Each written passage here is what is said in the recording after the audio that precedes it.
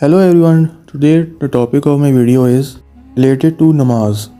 Have you ever thought that why do we even pray and why do we perform such acts of worship? What if someone comes to you and say that why are you doing this? What is the purpose of all of this? And he might even question you about existence of God and all that. What will you do? Do you even know the answer to this question? Our human brain is quite curious and most of the time we try to find a reason behind doing anything. So coming back to the topic, let me tell you three different things and you will be amazed to hear them. After that you will know that why are we praying in such manner.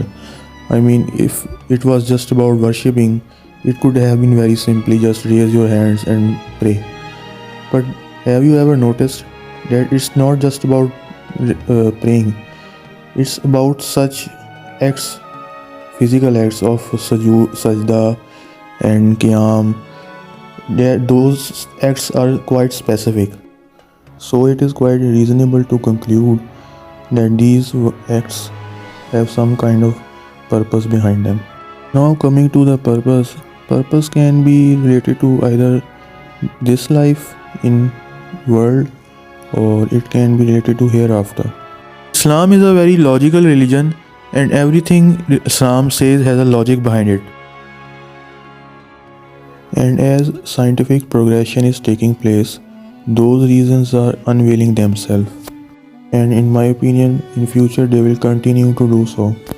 For example, if we talk about fasting, we know that there are several health benefits for fasting. Similarly, there are multiple benefits of praying. Most important benefit of namaz is mild exercise, which involves almost every muscle of the body. Muscles can become weak over time due to inactive lifestyle, which is also known as muscle atrophy. Study conducted has shown that activation of muscles during prostration is similar to exercise of child pose, which is a stretching exercise. Moreover, based on body posture adopted during prostration is comparable to William flexion exercise, often prescribed in back pain and spinal stenosis. In another study, it has been shown that muscle activation during namaz is quite similar to exercises like toe touching and squatting exercise. It can decrease prevalence of osteoarthritis. Salam after namaz is quite similar to neck exercises. It can help prevent cervical spondylosis. It can be quite similar to pelvic floor exercises which can help prevent erectile dysfunction. Now coming towards another positive aspect. Namaz has a very positive effect on heart rate and blood pressure. Beneficial changes in heart rate related to salat activity have been reported. Decrease in blood pressure has been reported after salat. A recent study investigating alpha brain activity during namaz has reported increased elevation in parietal and occipital region, which indicates activation of parasympathetic system, which is cause of relaxation in body.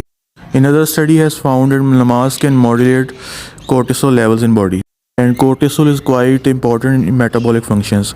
Namaz can also help decrease BDNF gene expression. Namaz increases blood flow towards brain. In another study conducted, it was found that for an 80 kg person, energy cost of daily prayer was 80 calories per day, and it can be considered as physical activity to enhance fitness. There was another study conducted which found that namaz can help alleviate back pain. Study has found namaz can improve balance, reduce cognitive impairment in Alzheimer, increase life satisfaction, increase cognitive processing. Now you have seen that there are several scientific articles, researches done that show positive effect on our physical and mental health being. Now, skeptics might argue that research studies are few, patients selected were few, there was no long-term follow-up, study was observational mostly, and there was no comparison between Islamic prayer and prayers of other religions. So, but still, I would like to conclude that there are some things you must keep them in mind, that don't really need an article, a research article to understand. You can pray it yourself you can understand that each and every muscle is moving, and movement of muscle is very important. You don't really need an article for that. Everyone knows that.